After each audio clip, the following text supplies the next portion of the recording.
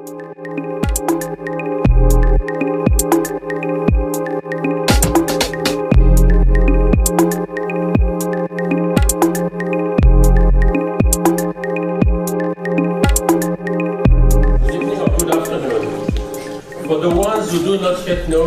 Eric Bernheim, the president of the Association of the Swiss Friends of the Hebrew University of Jerusalem. The association, its delegate, Julie, and its committee members present here are pleased to welcome you to this roundtable discussion on AI, artificial intelligence impact on society, which I expect to be flabbergasting. Julie, at the end of the conference, will entertain you a few minutes rapidly about what is Hebrew University Jerusalem, its activities, our association, and so on. Artificial intelligence is a much discussed topic. However, it is difficult to make sure one understands exactly what it is, and it is even more difficult to project the impact it may have on society and on each of us. This is why we organized this roundtable with protagonists, I would say, of two very different sides. We have the scientific side with Henry and Idan, who probably understand way more than anyone in the world how the brain is working and what could be the future of artificial intelligence. And we've got Xavier and Eric, who basically have to deal with the consequences of all those developments and how is it going to be impacting us in our daily life. I would like to take this opportunity to thank you, Henry, for hosting us tonight at this fabulous biotech campus. And some of us who have seen some of the fantastic pictures and research you are doing. And as you said, the brain going out of here is already different from our brain coming into this building. Before engaging in what I expect to be a fascinating discussion, let me introduce you to our distinguished speakers. And as you will hear, I must confess that reading their CVs and trying to extract part of it was a very humbling exercise. So Xavier Auberson, there, many of you know him. Xavier is professor of Swiss and International Tax Law at the University of Geneva since 1994. After studies at the University of Geneva, where he obtained a law degree, a Master's of Advanced Studies, and a doctorate PhD in law in 1990, he pursued his studies at Harvard Law School, where he finalized an LLM and also completed the International Tax Program. He is very active in various associations, expert committees, and foundations. And in this context, he regularly drafts legal opinions, collaborates on various tax reforms, and takes part in parliament sessions. He has published numerous books and articles. Since 2016, he has initiated research on the potential taxation of robots. In this context, he gave the opening lecture at the University of Geneva in February 2017, and very recently published a book, Taxing Robots, from the emergence of an electronic ability to pay to a tax on robots and the use of robots. And I must say that already reading the first pages, I was quite intrigued by saying, does a robot have a legal personality or not? That was quite challenging. Professor Robertson also practices as an attorney at law, is member of the Geneva Bar, partner of Robertson Abels SA in Geneva, which is a law firm specialized in tax or commercial matters. In addition, and it is another facet of him, he is member of the board of the Montreux Jazz Festival, president of the Montreux Jazz Artists Foundation and of the Centre d'Art Contemporain in Geneva. In 2012, you were awarded the STEP Private Client Award, the Geoffrey Schindler Award for Outstanding Contribution to the Profession. Idan Segev. Professor Idan Segev is the head of the Patrick Drey Lab in Computational Neuroscience and former director of the Interdisciplinary Center for Neural Computation, the seed of the new Edmond and Ulysse Afra Center for Brain Science, ELSEC, at the Hebrew University of Jerusalem. He received his Bachelor of Science in '73 in Math and PhD in '82 in Experimental and Theoretical Neurobiology. His research teams utilize theoretical tools in order to study how neurons, the elementary microchip of the brain, as well as networks of neurons, compute and dynamically adapt to the ever-changing environment. In recent years, His labs collaborates with several groups worldwide, in particularly with Henry Markram and the Blue Brain project team here, in an endeavor to model and simulate pieces of the human brain, trying to understand what makes each of us unique. He does also take pride in his role as chief editor of Frontier for Young Minds, a free scientific journal for kids, written by scientists and reviewed by kids. He then takes a keen interest in the connection between brain and art. Eric Hazan.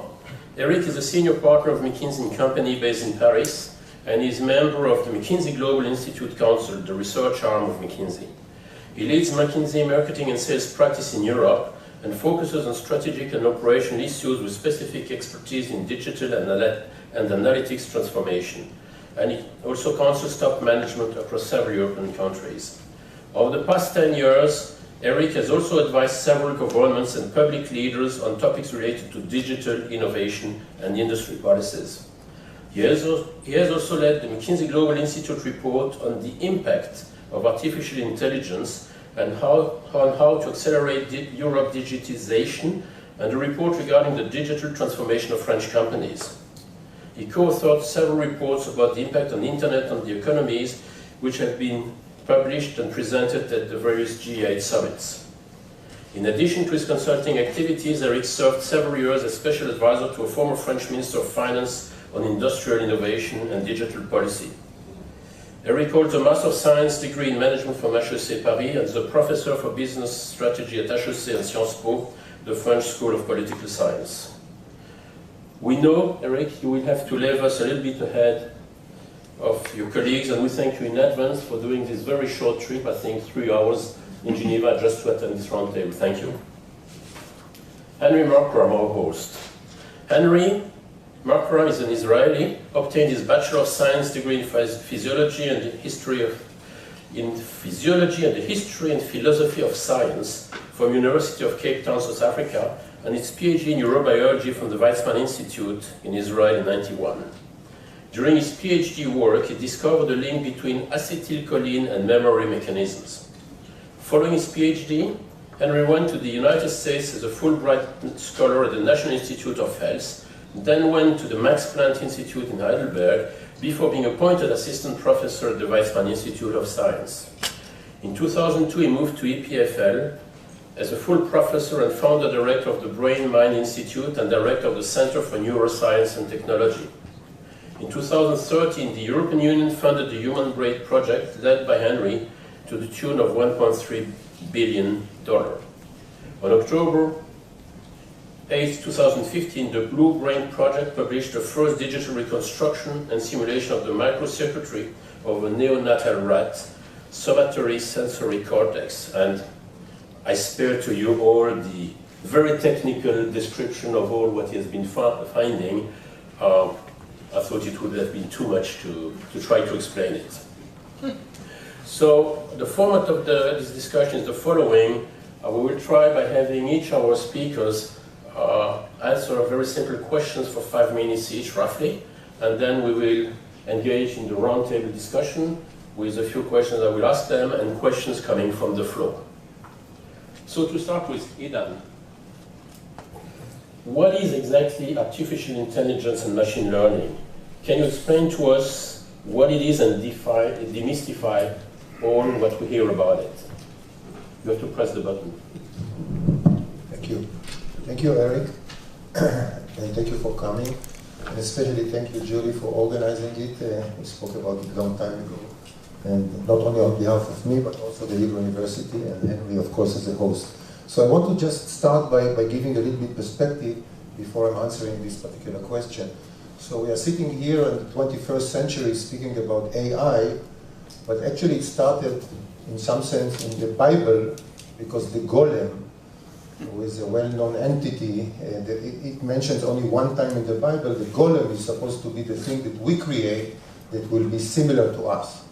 And in some sense, along the years, there is this issue about the golem and the fear of the golem, and later on, you know, there was the golem of Prague, and then later on there was the Frankenstein of Mary Shelley on the 19th century, and now we are in the golem, speaking about the golem of the AI. So I think the whole thing is about to ask about these long-standing fears from the golem, for the Bible golem, along the Frankenstein and today. What is new? Should we be afraid and all that? So your question is, and my role was, as we discussed with Eric, is to explain very fast why is there this excitement today, what is so new today about AI that we didn't have, let's say, 30, 40 years ago. And my answer is, and that's something very important that you should understand, that the big leap, the big change in the world of AI is the fact that you can develop machines, and you must develop machines that learn from experience. So up until recently, people spoke about AI in MIT and in other places, like Golem and so forth, but these machines were prefixed. Everything was designed a priori. There was a machine, and the hope was that this machine would be able to do things in the world. And we realized a long time ago that without learning, without the capability of the brain to change through experience, there is no real intelligence in any sense. It would be very simple, specific capability, and that's all. What happened in the last several years, 30 years or so, there is a theory for learning in the brain. We understand, and Henry implements it also in the Blue Brain, we understand basic principles whereby the brain now is changing when you do something new, when you learn something new, when you listen to me, when you see the letter A, when you recognize a new face, what is happening in the brain when you learn. And these principles, these few principles, which I can elaborate later if we have time, were now borrowed to the machine. So the new generation of machine are the machine learning machines, these machines that changes in their architecture, in their connectivity of these artificial machines in order to be able to learn from examples. So for example, if you want to have an automated car, machine that drives and learns the road, like we learn when I'm starting to drive from here to Geneva, this machine, through experience, see many examples of the thing it needs to learn. And the beauty of this new theory of machine learning is that through these experiences, through these examples, the machine not only learns what it already saw before, so my face, Henry face, Eric face, but after seeing enough faces, the new algorithm of machine learning enables the machine to recognize a new face as a face. So this is what we call generalization. Enough examples enable the machine to generalize to a new example that it never saw. And this is essential for a learning machine because, you know, Amnon Shashua, Mobileye, or the Google machine that drives will not be able to see all the crossroads and all the pavements and all the red lights and all the directions a priori. Okay, not do that. So you have to see enough crossroads and enough lights in order to generalize to a new environment, to a new place, and not make a mistake there. And that's what these machines can do today. They learn.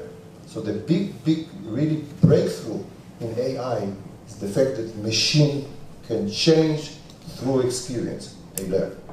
I think it's enough for now. Henry, now that we know what machine learning is, how broad is the spectrum of AI and machine learning going forward, and how do you think it may disrupt today's world, be it positive or negative? Anything. We can automate many processes. You know, the future farmer, he's going to sit in his penthouse in New York City, and he's going to have his farm on a screen, and he will control everything from that screen. He's never going to see his farm. Maybe he will visit it one day before he dies, but he's going to sit there. There's an old joke that about this particular example, and they say the future farmer, there will be only a future farmer, the screen, and a dog. The role of the dog is to stop the farmer from touching the machine. Okay. So it's going to disrupt. So you will see farming, although, you know, there's a positive side to that because nobody wants to be farmers today. It's labor intensive and So it may actually solve the farming labor problem.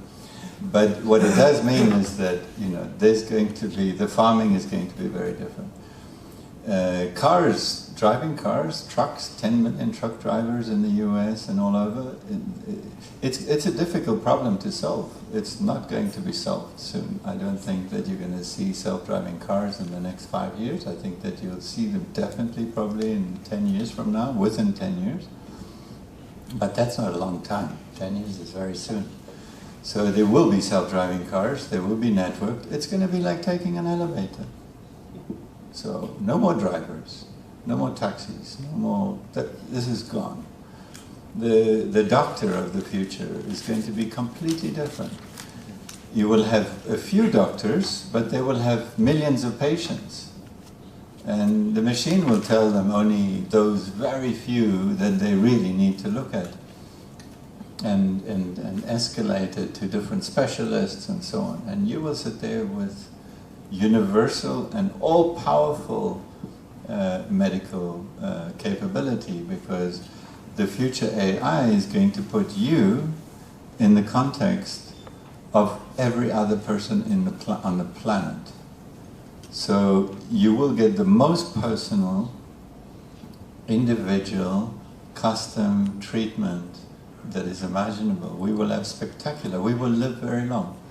So you will see this entire disruption in healthcare. There's even AI that is now trying to estimate what is changing in your body with age and how you can prevent it. So you will have longevity AI. So we're all going to live forever without jobs.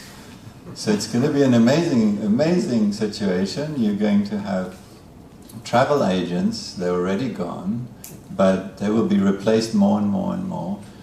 Everything that can be automated, and especially that can be predicted. And that's where the good news comes in. I don't see such a bad thing. I actually don't want to. You know, there's a lot of social science that shows that we are very predictable in how we behave, what we buy, how much we pay for something, what clothes we want to do. So for example, if I show you 2 chocolate bars and they both equal, you like them both the same, and one costs $10 and the other one costs $1. On a population level, most of you will choose the $10 bar. You won't choose the cheapest one because you think something's wrong with it. You will choose the more expensive one.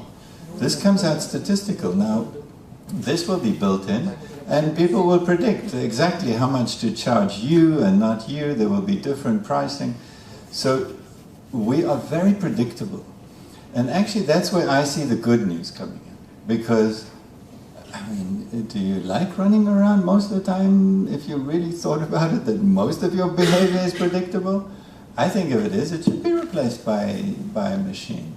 I want to spend my time on what's not predictable. And maybe it will elevate us because we will remove this predictability. It's going to be a challenge. We're going to have to find different careers. But the way to think about that, I think, everybody has a different opinion here, is that AI is becoming the problem solver, but not the problem poser. It's not defining the problem.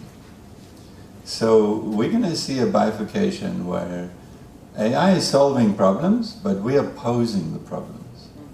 To AI. To AI. We design the questions. And in fact, if you think about it, asking the right question is the most difficult thing to do. You know, you can ask any question and then you can start solving it, but asking the right question for something is a very difficult thing to do.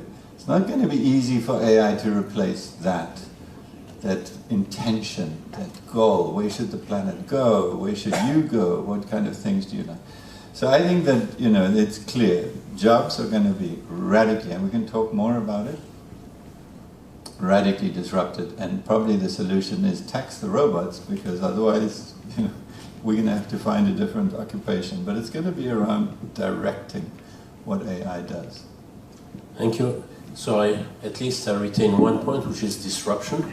and this is a predictive thing that many things will be disrupted quite soon.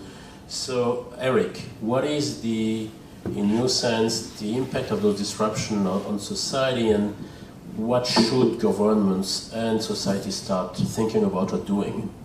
So discussing a bit earlier with Henry, I understood that we're very far with artificial intelligence on anything that the brain can do. But the irritating news is that technically with the artificial intelligence as it is, as you were saying, we are disrupting potentially the society as it is very, very heavily. So at the McKinsey Global Institute, we have been a bit, I would say, pedestrian. So you must have read lots and lots of studies that are saying that all jobs will disappear, but we try to understand effectively, you know, what kind of tasks can be really automated and what kind of impact with different scenarios it really can have, let's not say in 50 years, but let's say in 2030 on the developed economies, okay? So we kind of took 800 jobs, we disaggregated that into 2,000 tasks and then into 25 skills, and we said, okay, what will happen? So average scenarios is that it's not like half of the job that will disappear and that will be completely automated in 15 years from now. It's approximately 10%. So 10% of the job will be automated 95%. But this is important, but there will be other job created. Okay, we are in the industrial revolution, so we will see other job creators. But there are a few things that we will nevertheless have to manage. First, 60% of the current jobs in a developed economy will have 30 to 40% of their tasks automated. So that means that if you have a job, approximately 1/3 of what you do will be completely automated.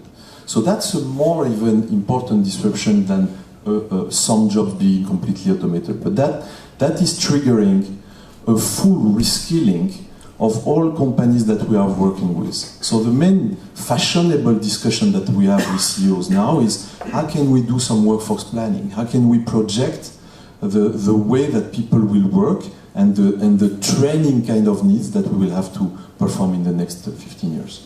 Other thing, so in this automation of 60% of the job, of the 1/3 of 60% of the job, what will happen is that there will be a lot of pressure on the middle class. A lot of the jobs that were performed, you know, since the 50s, so we had this golden age of the 30 years after the World War II, that created a big middle class in the big developed countries. And what we see, for example, in the US is that middle class was approximately like something like 60% of the labor population, and it's getting now to 50% in a few years. So what is happening is that the structure of the labor force in the next years, and that's not me saying, it's two very distinguished economists from the MIT that maybe you know, Eric Binghamson, Andrew McAfee. I advise you to read their book, very, very thin, 150 pages.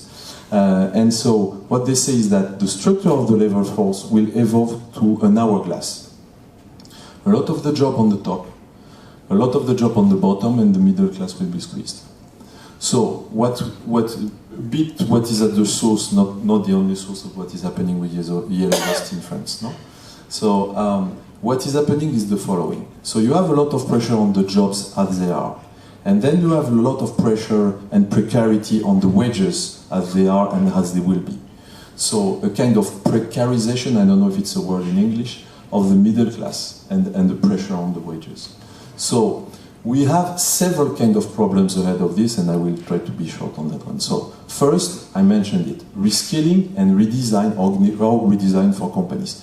Remember, companies, we work with companies at McKinsey, and Eric knows that very well, and these companies, they are already completely destabilized by the first wave of digital, okay? Just have website with e-commerce and so on, it's already stabilizing. So now we come with a second wave of digital, which is AI. So I can tell you that they are destabilized, but they are working on it, but it's very destabilizing. So reskilling, retraining, or redesigning companies. And then pressure on the middle class, so a lot of pressure on the way the organization of the society and labor force is organized. Then there is a bit of hope. Let me finish with a story, okay? So I was reading a lot of articles on paralegals. Maybe you know that. So these articles were telling me, you know, paralegal will be completely automated. So the guys who are doing some research in law firm, they will be completely automated in the future. So I was trying to understand if in the US, which is one of the, you know, advanced kind of economy, paralegal will disappearing. And I saw that in fact the demand, we're talking about demand of skills, and I can elaborate on this later on, the demand for paralegal was in fact increasing in the US. So in fact there are two populations in paralegal. There are paralegals that don't know how to use the new tools, using machine learning and so on. These ones, they are decreasing like hell. The people that have been trained, that have been reskilled with the new tools, that the demand is increasing like hell. So, good discussion. Thank you. You talked about Eric, you said the middle class is going to be disappearing. But if I'm not mistaken, it's the middle class that pays most of the taxes today. Eric,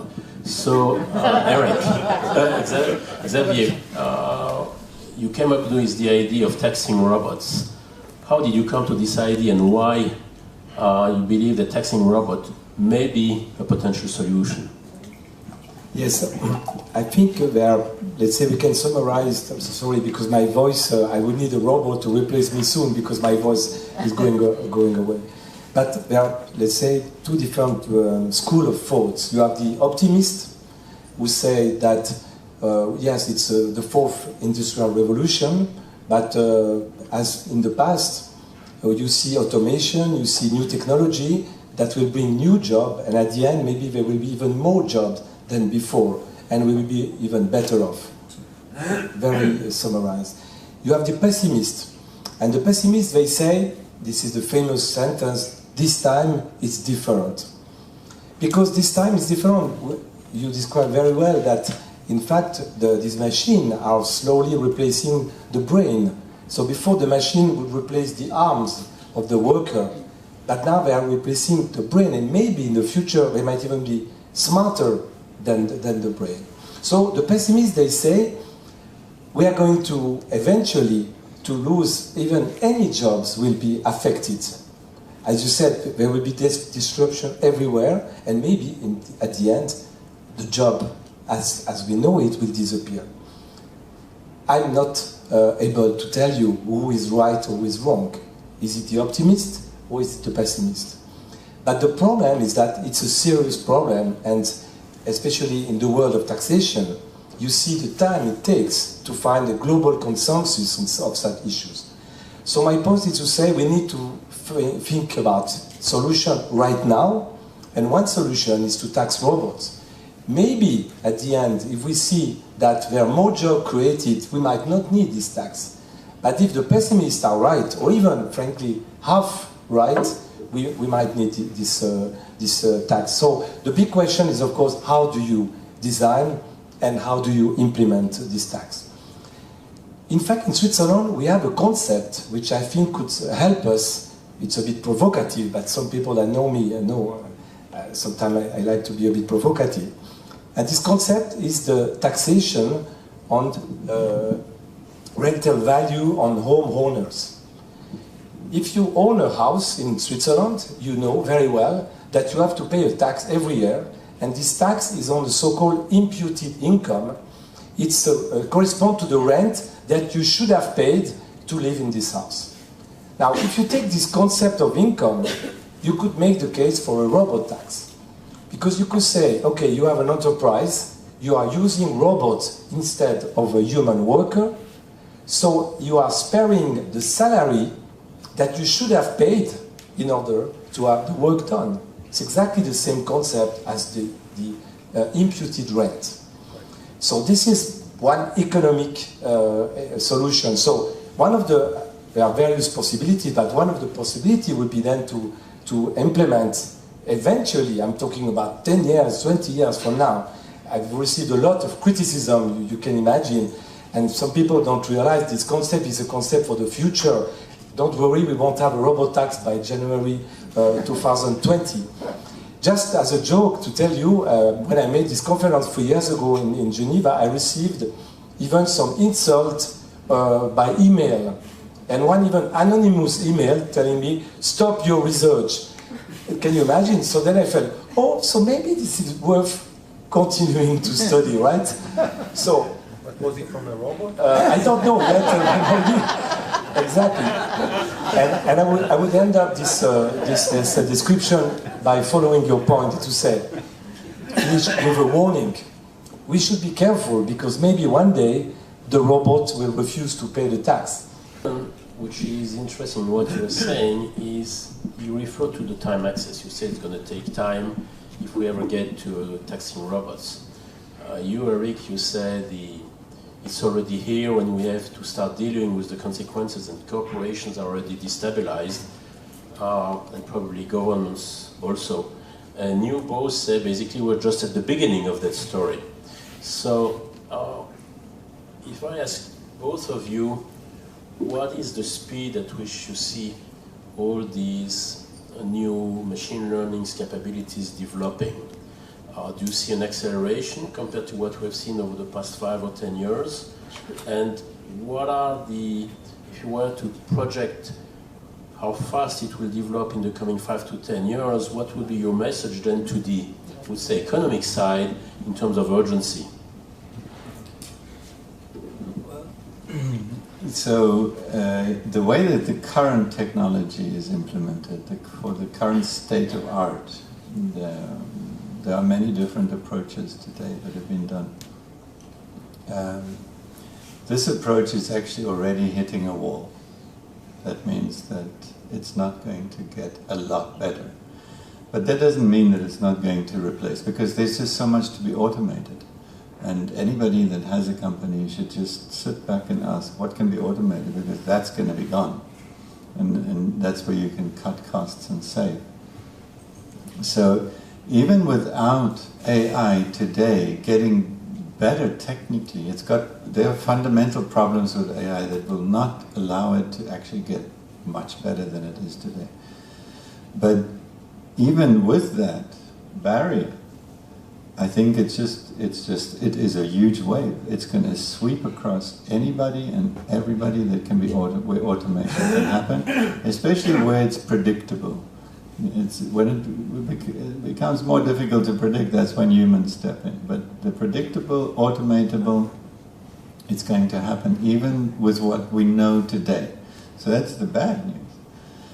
The good news is that I don't think that AI, without a major change in the technology, and probably only coming from this kind of, really from the brain, will take us to another level. So I don't think that there is today the technology to make us worried that we're going to get human kind of machines and robots that are going to act and behave and think and be like us. And I think that there's a lot of hype in the community, and people make it like AI is going to come and it's going to become superhuman. And today AI is actually extremely simple compared to what the brain is doing. We're hundreds of miles away from what the brain can do. But nevertheless, it's going to disrupt, and it is disrupting. So there's a good and a bad part to it. So if it gets much more powerful, it is going to be a major sociological challenge. I totally agree with Henry, and I want to make a clear distinction, an important distinction between weak AI and strong AI. So what we are seeing today is really weak AI. You take a task, you need to recognize faces, you develop a machine or a network algorithm that is expert in recognizing faces. And if you need another expert machine that will recognize music, then you develop a whole different network that will specialize in recognizing Beethoven versus Bach, or within Bach, this sonata or another. This is a very specialized, localized, extremely good, better than us, in this particular task. So this is wonderful because these automated machines, the automated drivers, will do better than us. They will not fall asleep, there will be less accidents, and they will become expert in doing driving and recognizing faces or somebody crossing the road and so forth. Very specific. The whole thing about the brain, and Henry mentioned it, is this what is called the general AI, or general capability of the brain. So when I'm thinking about intelligence, it's not only solving the issue of whose face it is. It's solving many problems at the same time. So I now feel, and I now know that I'm here, and I know that Henry is my friend, and I know many other aspects now with the same brain. In that sense, we are extremely far, because we don't understand how the brain connects associatively all these different aspects that enables me to be intelligent in that sense, in the broad sense, to be able to integrate a lot of information from different aspects, from touch and from vision and from memory and all these aspects, and makes them a strong intelligence. I think we are extremely far from even having a theory about how to build a machine that will be such a kind of a broad. So in terms of years, unless there will be a big breakthrough, and I think I agree that when you learn enough about the brain, which is the ultimate machine that is an example of a success of having a multiple intelligence at the same 1.5 kilos, if we would understand the brain enough, it could be that we shall borrow this technology and implant it into a machine which will become the Frankenstein, whatever we are afraid of. But we're extremely far from it because we don't have even an understanding about how to connect one sense to the other and make a multimodal person. So it will be very fast on the weak AI, very specialized robots that do very specific things, including driving, but in terms of robots that will become Beethoven or Henry, this will take time to replace Henry by a robot. So, Eric, we understand we already have to deal with weak AI, and that's already a major task for many of the governments or corporations. You spoke about reskilling of the workforce. What does it mean for the current workforce, and what does it mean for most of us who are parents or grandparents? What should our kids include in their studies? So the last question, I don't know the answer. But let's talk about reskilling, and let's talk about skills. Okay, let's talk about jobs. You know, we codified the task and the 800 job, 2000 tasks, and then we put that in 25 skills. And in fact, we put that again in 5 groups of skills. Okay, and then we looked at, you know, basically the hour work in the developed countries, and then we projected that until 2030. Okay, different scenarios, but I will speak about what I think is the most probable. And so you have 5 groups of skills. You have basically physical and manual skills. Okay, and that's helpful for a truck driver, for example, or for miners. You have basic conceptual skills, and we basic cognitive skills. It's probably an abuse of language compared to real science, but we think, oh, you know how to read, how to compute, and so on. And you have more advanced cognitive skills. You know how to persuade, convince, to discuss, and so on. You have social and emotional skills. So you know basically how to manage, you know how to basically bring people with you into an adventure, and so on and so on. And then you have technical skills, okay, that could go from I know how to program the interface of a web application until I'm a PhD of statistics and I know how to basically do some Python and do AI. Okay, so and then we try to project that. So just for now, 50% of the hour worked are in a developed economy are focused on the 2 first group, meaning physical and manual and basic cognitive. Okay, and then 50% are the 3 other groups. Okay, so then you project and you try to understand with the automation and so on where will be the demand of skill. Okay, what will be in demand? Of course, no surprise, the skills which will be in huge demand will be technical skills. Okay, so that's the first one. Okay, it's like 60% growth in the next 13 years, 15 years. So that's one. The second one, and that's a surprise, social and emotional skill will be in huge demand. Why? Because you need to accompany the transition. And so that will be, and I'm giving lessons and courses in a political science school in France. And they're all desperate. They think that there will be only job for engineers. And so I'm kind of being a bit positive. No, there will be jobs for people that know how to understand what will be disrupted and how to accompany the change, how to be creative Not saying that engineers are not creative, though. And so then you look at, in the next, again, 15 years, you look at the first two groups that we were discussing. So physical and manual and basic cognitive will be decreasing by 15%. So it's big, but it's also relatively small, you know? So that means that there will be some pressure on the first two groups, but it's progressive. There is a lot of inertia in the economy. That will be resulting into the destruction of jobs that I was mentioning. So, if you look at this, and if you now think about society, companies, education, and everything. So first, you will say, okay, I have a mining company. So now I know that I have more people with basic physical and manual skill and basic cognitive than other companies, so I will be more touched. I am a bank. I have more people with basic cognitive skills than other kind of sectors. I will be more touched. I am, of course, in professional services, maybe I'll be less touched, but who knows, you know? So that's the first question. Second, in the future, people who will have more people with technical skills, more people with social and emotional, and more people with advanced cognitive skills will be better. So that means that companies with more people like this will be better.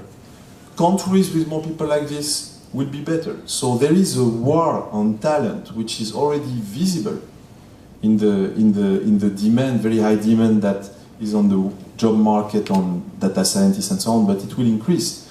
So there is a huge question for companies and government on how to reskill people, we were discussing, but also on how to produce sufficient amount of skills for the demand. So if you take this into account, someone will have to pay for the jobs that are being lost, the people who are unemployed and cannot be reskilled, and someone will have to pay also for developing the new skills of the other part of the population. So exactly, I understand that probably the person that sent you this email saying you should stop your research wanted to say maybe you want to look for other solutions than taxing robots. What could be alternatives to that? Yes. So, first of all, talking about the consequences of what we are talking about, this is why we need to look at solutions right now, because first of all, if the labor is going down simply, you have a huge financing problem. If you take the United States, for example, most of the proceeds, the finance from the United States come from the labor tax. They don't have a value-added tax, for example, in the US. So this would be a huge impact on the finance of a state. The second impact is the impact of social security, because again, the social security is financed by the labor income, its contribution to labor income. So if the labor goes down, you don't have enough money for the social security. And it's even worse, because people losing their job, they will need finance from the state for unemployment.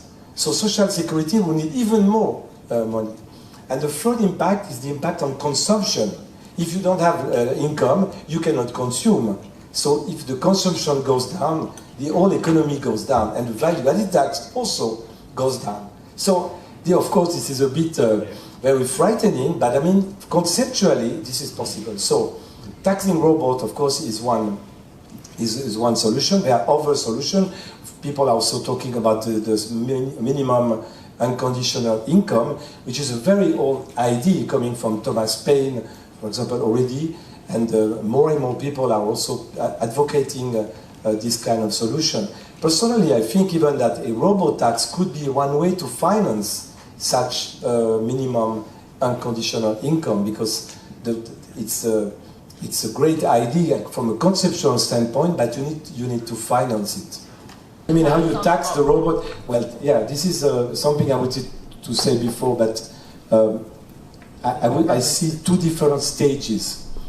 So the first stage is to tax, for example, the enterprise using the robots with the concept that they are sparing the salaries that they should have paid. By the way, Bill Gates, in an interview, already favored also this kind of approach. He said, it was a few minutes, but he said we should tax robots.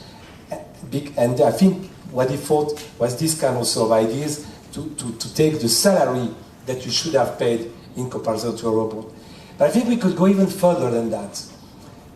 Maybe one day we can even consider, and the EU was thinking about that in a civil law context, that a robot as such, or some kind of artificial intelligence, could become like a new legal entity. And when you think about it, it's not so absurd, because 1 century ago, we were faced with the same problem with a corporation. What is a corporation? You know, have you seen a corporation? Have you shaken hand with a corporation? A corporation is a legal concept. It's a fiction. One day, the legislator said, if you have this, you are a new person, you are a corporation, and you can be sued, you can enter into contract. Maybe one other solution is to create a new legal concept, which could be, we could call it a robot or something else, and then, if I'm quoting this time the Beatles, here comes the taxman. You can consider then taxing the robot as a legal entity, but then you need to find a way to allocate some kind of financial capacity to the robot. And Yuval Harari, he's written a lot about this, and many of you, probably all of you, have read his book and so on. But so Yuval has made a very clear case that we are where we are now because we are story-driven humans. We're story-driven. But he's also made a very clear case that we're losing trust in stories. And there is a possibility that we're undergoing a major paradigm shift in human society where we are shifting to data-driven humans. Now, how do you become a data-driven human when there's so much data? You need AI to be a data-driven human. That's the next specification that we're entering, to be data-driven, fact-driven, not story, myth, and concepts, but fact-driven humans. I think it's a very exciting future, and I think it's going to come with a lot of exciting new opportunities which we yet cannot even imagine. So, for example, you go around, there's this big thing going on that, you know, all the shops in the cities are closing down because people are buying online and so on. And yes, everybody's going to buy online. But the most fundamental driving force in humanity, or for all of us, is the need for social interaction. Yeah. So what boggles my mind when I walk around a shop or go to a clothing shop, especially in Switzerland, it's getting better elsewhere, but there, they still act like normal shopkeepers. What they need to do is, people are buying online, they're not going to the shop to buy, they're going to the shop to have an experience. The shops are going to become entertainment centers, where they go there and they go and even sit together and online shop from the shop. But so we need to think very different. It's going to just, lots of new opportunities are on the horizon. And I think it's going to be a very exciting. We need to plan for this because the disruption is happening and there's no question. Automate, we will automate everything and it's going to transform everybody, and we need to plan for exactly the things you say. But I think at the same time, that's a sort of end case scenario. It could well go in a different direction, and we should also realize that there's a great opportunity to be challenged and to come up with completely radical changes in how the company should be building. And instead of saying, okay, I mean, I'm going to lose half my workforce, what do I do? Think differently. And I think there's so much opportunity to think differently. Henry, what if you're wrong? About what? About a large number of things. Society has a way of stopping progress when it hurts it. I remember flying to Washington in 3 hours with the supersonic. I've heard a lot of futurists. In my profession, we paid a lot of money to futurists who told us, and you're all talking as futurists right now, but we know how to stop sometimes what's against us, and maybe we will decide that it's better to program the machine rather than having the machines which ought to learn, as you described. So the issue is, do you give any probability that this scenario that you're all talking about just doesn't happen? Because because maybe we have these automatic cars and they have 3 accidents and somebody decides, look, we need the human driving, and we don't have the automatically driven car. And I could take several examples like that. Yeah. We could clone a lot of things today. We're not doing it. We could have supersonic planes. We're not doing it. And the universe you're describing it could be so adverse to a certain class of society that I personally don't think it happens. I just think all this talk about automatic, what do you call it, AI, automatic intelligence? No, I think, I mean, it's an excellent point. It's the best point made this evening. I think that it's very important. We do have a powerful mechanism. AI has a lot of problems and challenges for this to go all the way. It's trust, it's biased. We're worried about male AI. Male AI means that males are sitting there and deciding what the thing should learn, and it biases the whole algorithm against, for males and against. So you could get cultural biases. There's a lot of dangers in AI today. And there's many of them. You could get one truck in America that just steams through and kills, is going to stop the whole automated truck industry. Just one accident, and knowing what the brain needs to do to drive a truck, I don't think that, I think it's very likely that would happen. So there will be, I think, a lot of obstacles. But I don't think, and it can at all. It's zero probability that it can completely stop it. So it will affect, for example, maybe if airlines, all the flights are automated and cars, and there's a problem, it will hinder one sector. The problem is it's so pervasive. For example, there is no ways we will turn away from AI when it's going to make you live healthy for 20 more years. We will not turn away from that. And there's absolutely, it can. If you had to pool our data together, use AI, you will be able to live healthier. Now, we're not going to turn away from that. If you want to live longer, you want to live forever, you will not turn away from it. So there are things that I think that will happen, and there are things that probably are going to have major obstacles in happening.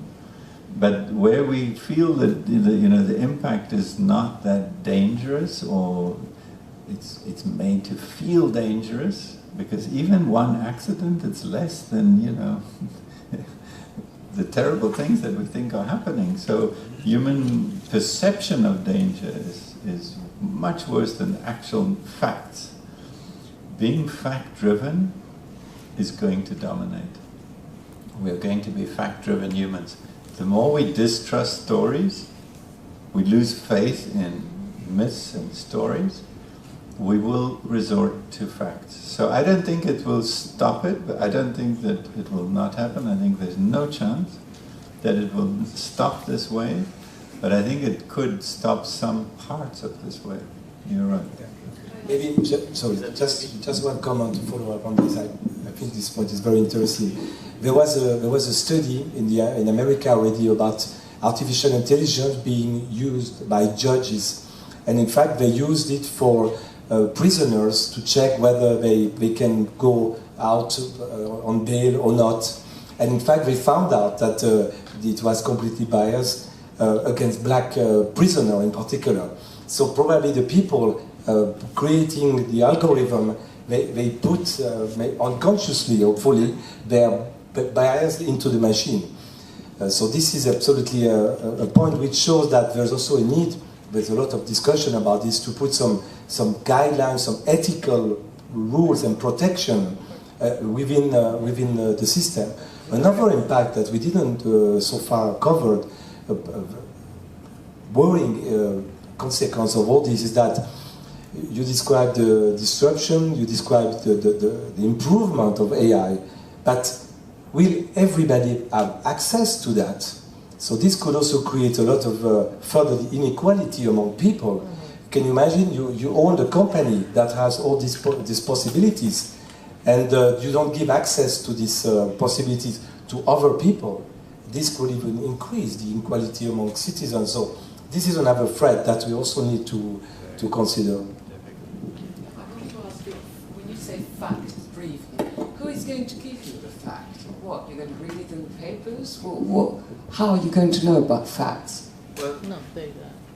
I mean, if facts are also, even if you get facts, before we get to the validity of facts, but even if you get facts, you do make a story out of the facts. So it's going to take a long time for humanity to transition from story-driven to fact-driven. So, but nevertheless, we will become more data-driven.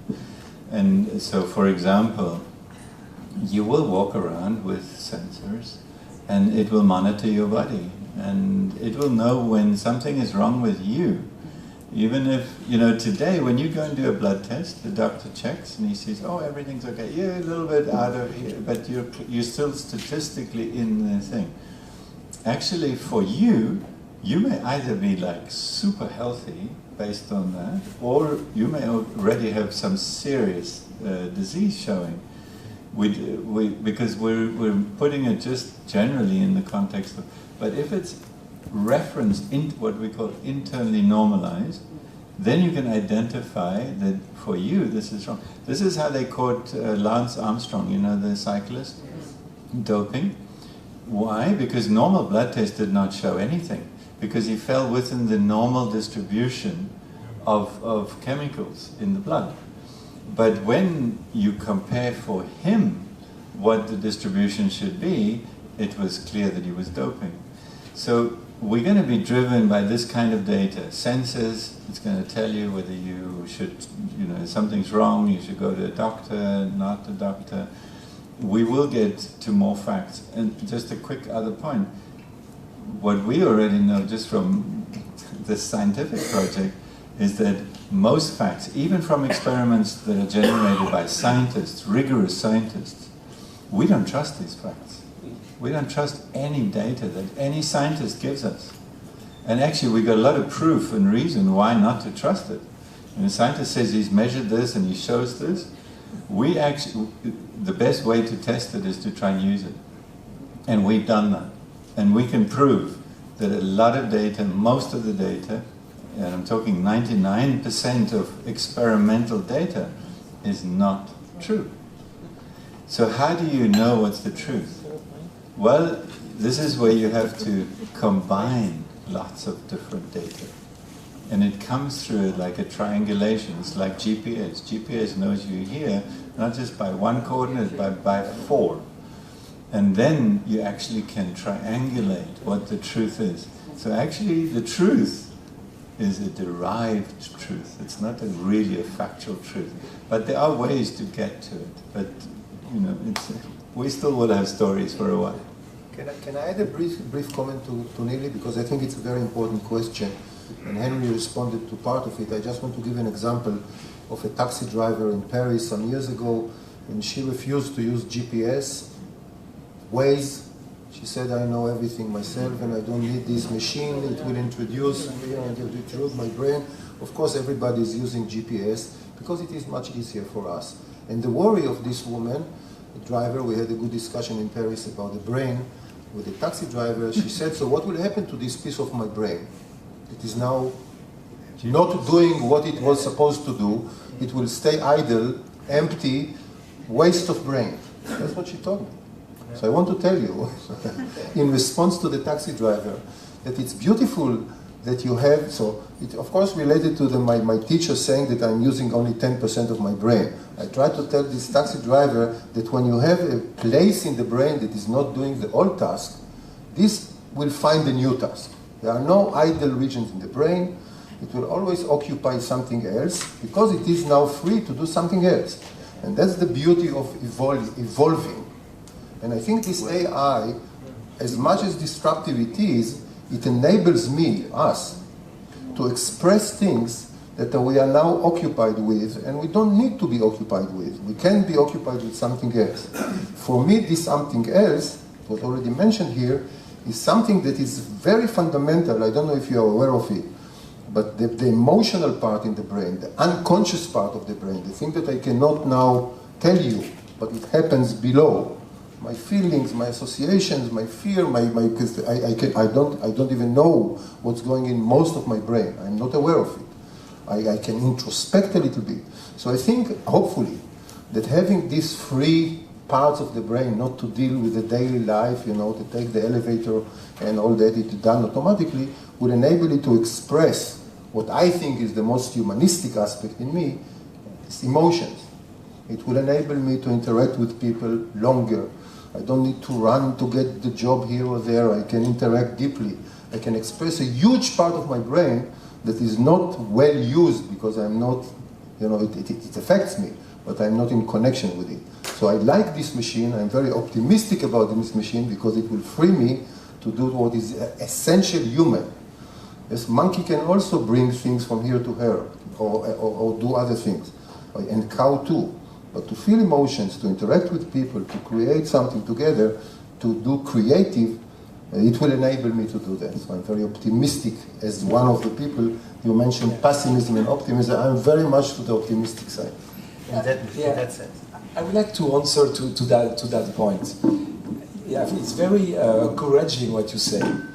But let's say, don't you fear that we may lose some skills still? For example, if I learn a language, and then I don't practice. For example, I learned German. I don't practice German. Eventually, my brain loses this capacity. So, okay, maybe I can use another part with more emotion. Maybe I can play my guitar. But still, I'm losing this skill. That's what she said. The taxi. Yeah. I will lose the skill because it will drive me. So, don't you think this is still an issue? Maybe I can just tell you a very interesting story. So Formula One drivers, when they drive, right, today no Formula One driver is winning without AI. They want the unfair advantage. And if they don't have an unfair advantage, they don't get into the car. So they want the unfair advantage. How do they get it? And now what's very interesting is that a Formula One car is like, it's an incredible machine, right? And you've got these huge tires. So what do? Is they have cameras that are taking pictures of the tires, because that's the most sensitive thing. If the tire pops, if they brake too soon or whatever, the tire gets hot, it pops, and then they're off the game. So they take lots of photos of these tires, and then they simulate in almost real time to see exactly the heat spots on these tires, to analyze exactly what's going to happen. It turns out that the driver, these are very exceptional people, these Formula One, they're almost not human.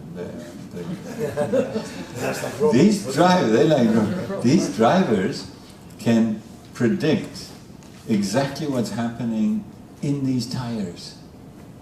They can tell you that that's happened, and then they check, and the AI, after millions of calculations, will say this is going to happen to the wheel. The Formula One driver already knew it.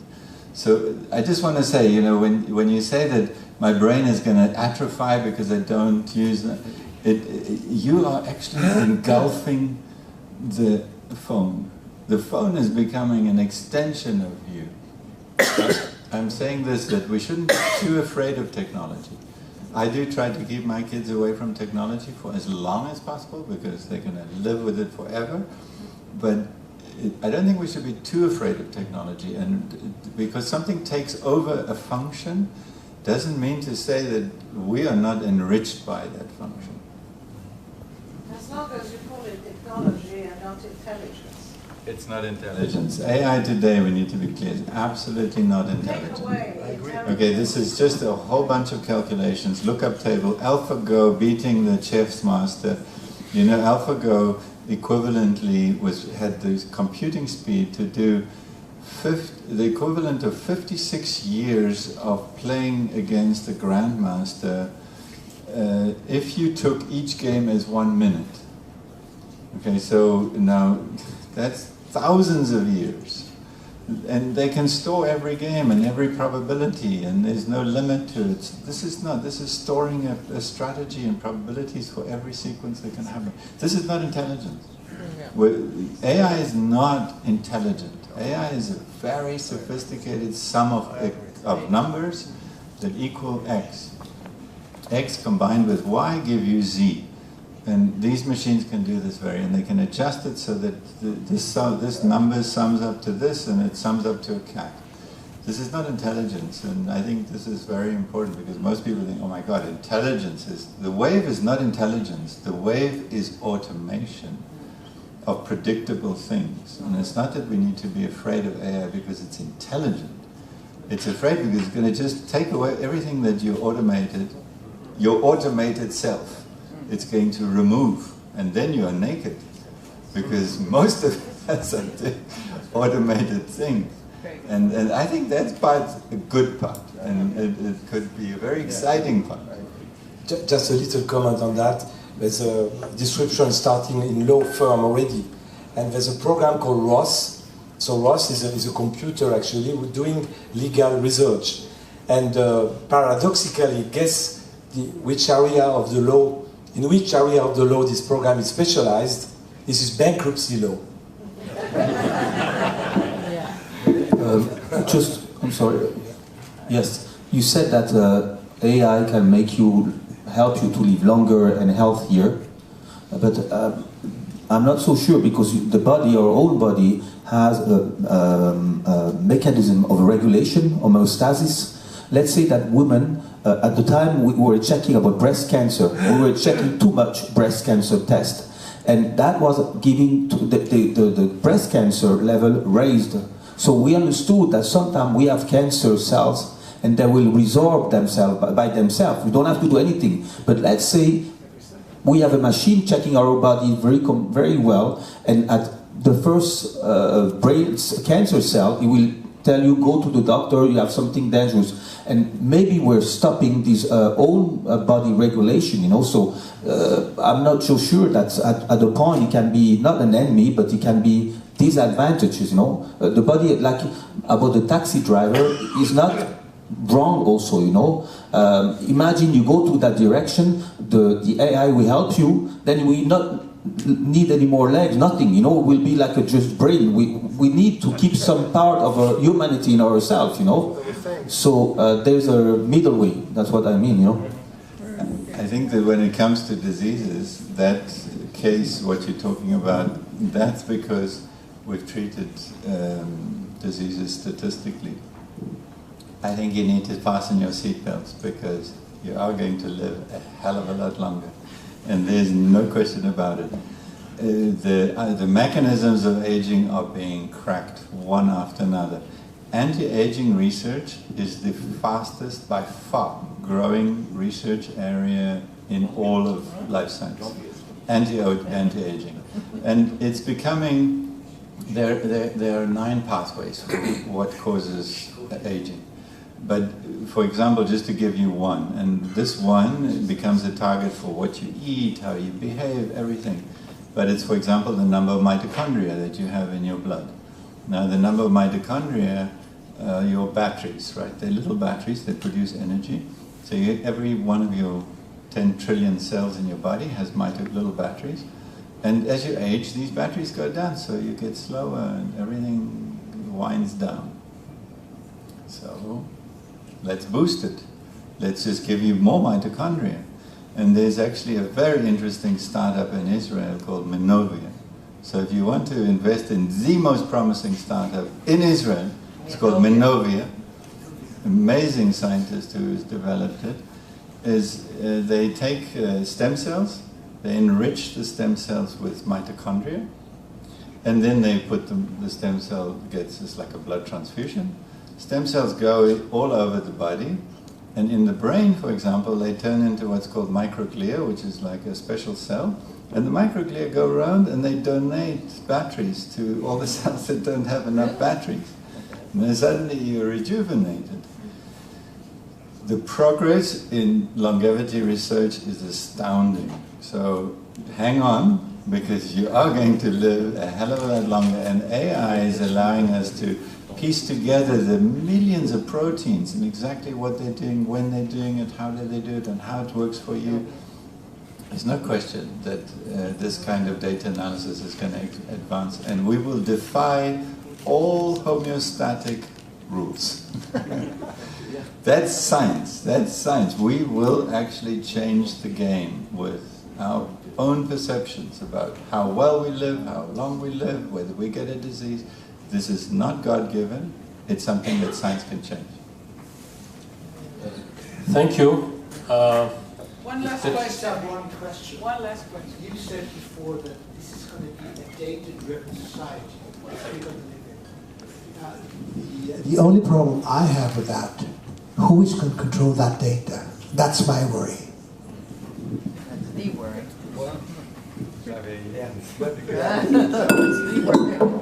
Yes, that's the big worry. It's maybe already a bit late, frankly speaking. And maybe it's because of my position, but another way we were discussing alternative of taxing robot, of course, is taxing data. This is another very huge now discussion around the world about it. The OECD BEPS project is focusing on that, because with all the data we are giving for free, we think we are giving them for free. In fact, all these companies are using our data and making a lot of money. So that's also, by the way, another approach to bring revenues to finance the impact of disruption. But just to add to that, not just to give from taxing data, but it also opens up new possibilities for how you can earn revenue yourself. You are a data source.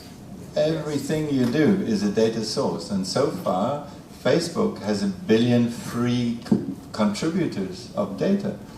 But if the model changes, and it probably could and would, where people become aware of the value. Right now you're not aware of the value of the data you have for medicine to help somebody else get better. But as you become aware of it, you're going to start charging for your data. I say, I'm going to give my data to the dentist because it's going to help another dentist, but the dentist's going to pay. Yeah. I'm going to get 1 cent here and 1 cent, and then eventually I just check my app and I'll see all the money coming in from me as a data source just as I walk along the beach. So there's going to be very interesting new ways that we are going to be functioning. It's going to be exciting. But maybe on this point, what is interesting, and connecting your question with Lily's questions, the regulators today are either inactive or they are too late and in stopping the benefits that you as an individual could have from data being made available. If you just think in terms of healthcare, all the data that could be gathered from your medical records and all our medical records could help improve healthcare dramatically. Exactly. But if you look at it today in Switzerland, all actors are prohibited from storing and working with this data. So we have the two extremes. We have in some cases total laxism, which is enabling Facebook, etc., to do whatever they want. And on the other hand, we have regulators basically stopping the improvement of life for all of us because they are just not understanding how to deal with that. So our governments are clearly inept and completely wasting. So the very last question. It's not a question, it's just a comment. But in parallel, we also are in another revolution, which is blockchain. And probably blockchain will be the answer to that. Because in the blockchain, you have the possibility of anonymization. And people are afraid to share their own data because it's linked to their identity. And in the near future, we will be able to do the same without knowing that your data is yours. Okay, so at least the discussion shows that we could continue for hours. But on one hand, Xavier must leave us right now, and I see that some of you are at the saturation point of what they can get as information, and some others are still very curious. So I would like to thank our speakers because it has been